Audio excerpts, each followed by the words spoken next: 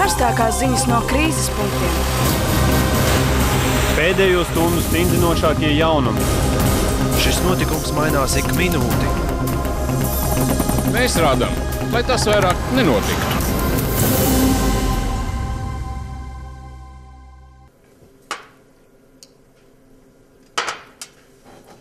Nav laika, Kārli.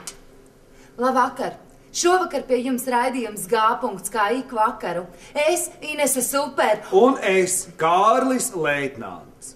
Ir pavasars iestājies, un katram īstam latvietim ir zināms, ka ir nepieciešams kārtīgi nodedzināties. Jānodedzina kaimiņa lievenīts un sava māja.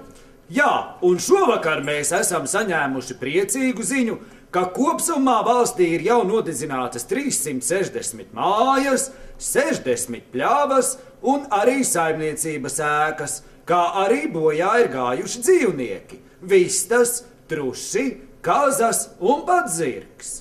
Jā, un arī mēs šeit G-punktā esam noskaidrojuši, ka šogad rumulēšana vairs nav modē. Šogad modē ir kas? Zēckūlēšana.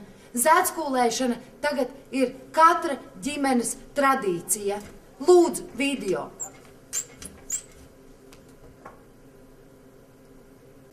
Labdien! Jā, nu mēs jau tā ilgāju šito ceļu, mēs domāju, kā var dabūt, nevarēja nekādīgi, 3 gadus mēģināja piededzināt, nevarēja nekādīgi nesanās piededzināt. Bet tagad, kad aizgāja, kas viņam pa piešķilt, aizgāja māja, zin, ir kūci, saimniecības ēka, ir kūci, ir visi dokumenti, pase, potešanas pase aizgāja, un šeit kāzu bildes. Kāzu bildes, pagād, bet esi priecīgs, ka mums šitā sanāk. Šī tik labi nodedzināt, jo tagad jau mēs redz var cerēt uz to galveno balvu, ka jā, jo kaimiņi jau arī mēģināja, kaimiņi mēģināja māju nodedzināt uz šūnu, bet mēs labāk pa viņiem mums ar kūt parau līdzi. Visu nodedzināt, patīrot. Tāpēc es gribu teikt vārds dedzinātāju vārdiem, jā.